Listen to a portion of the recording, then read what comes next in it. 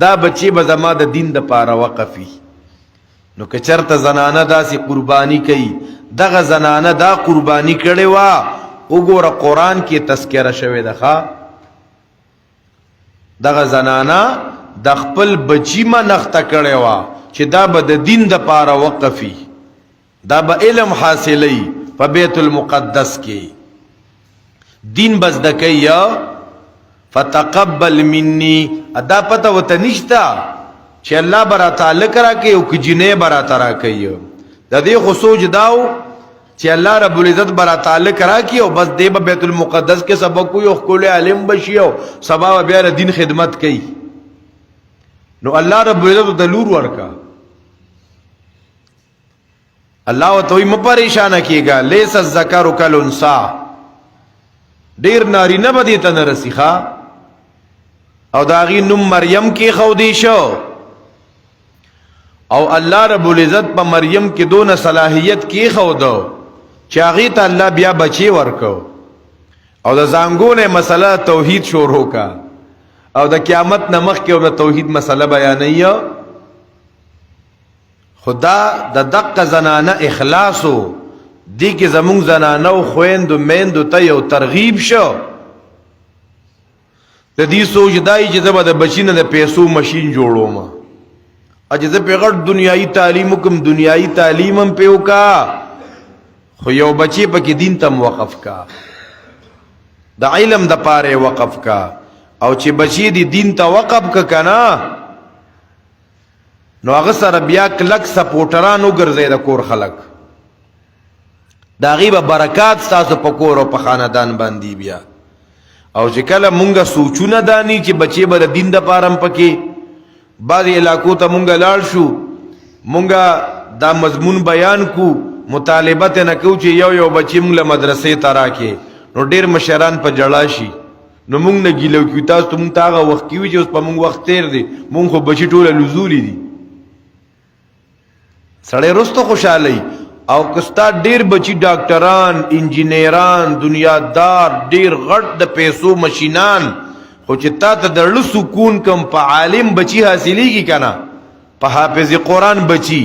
دا د پیسو په ماشینانو باندې تا ته نه حاصلېږي. ځکه چې د پیسو سره لبي کوي په کې خو لالچ راغی، اکی هرس را دن نشو. دا یو سړی و کنه، داغه درې بچیو، دا دو بچی خسیو روغ رمټو، هغه یو بچی لک پسترګو معمولی کمزور او لاسونه خپم لګ کاګوا غو. نو هغه دو بچی سکول او کالج پیوي،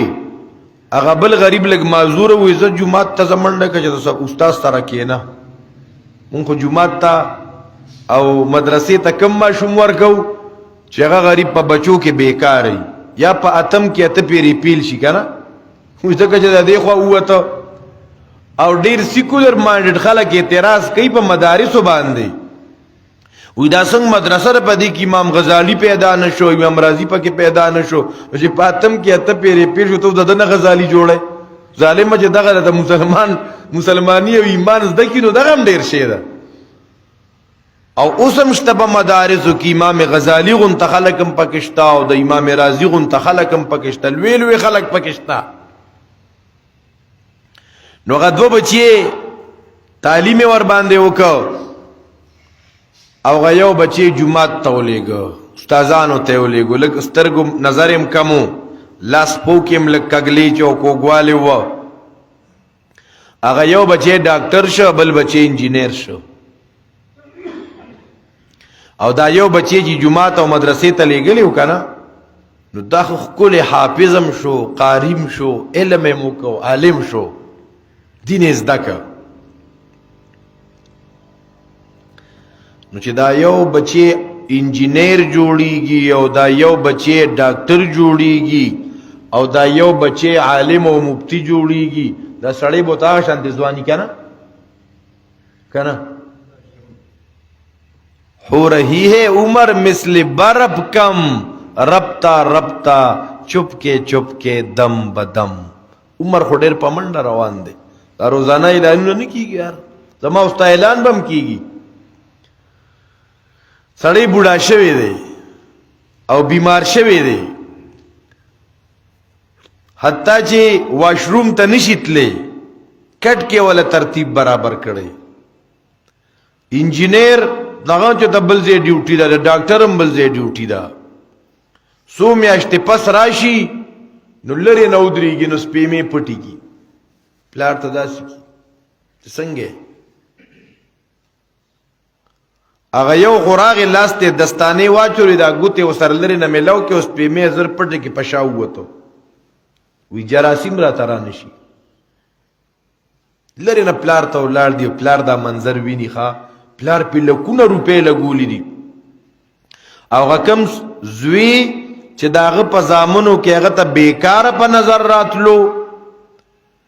هغه یې جومات او مدرسې ته لېږلی هغه عالم شوی دی هغه بچی راغی که نه مټې یې راونغاړلې اوبې راواغستې والد صاحب یې غونډ صفایي ورته وکړه تولایانې ته ګنده لرې کې او پاکې تولایانې ورته راواغستې پاکې جامې ورته واچولې او دارنګې عطر سپری پې پورې که او ځان ته یې راغاړه باسله او په مخ مخ یې ښکل کو بابا په جړا شه وی هغه ماله چې کوم د کار بچي په نظر راتله ځان له به دنیا ګټي زما خو دا مولاګي بچې په کار راغی ښه نو دا چې کله زنانه دا وګوره د مریم مور ده هغه وایي انی نظرت لک ما فی بطنی محررا